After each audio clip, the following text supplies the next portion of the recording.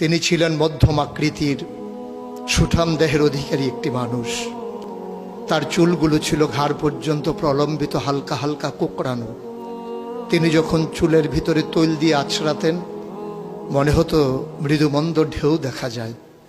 তার কপাল ছিল চওড়া, ভ্রুগুলো ছিল জোড়া ভ্রু, ধনুকের মতো বাঁকা। চোখের পাতাগুলো ছিল ফুটন্ত গোলাপের গোলাপি রঙের এক একটি পাপড়ির মতো। তিনি কখনো বা যখন চোখের পলক ফেলতেন মনে হতো মৃদুমন্দ বাতাসে গোলাপ পাপড়ি যেন দোল খাচ্ছে।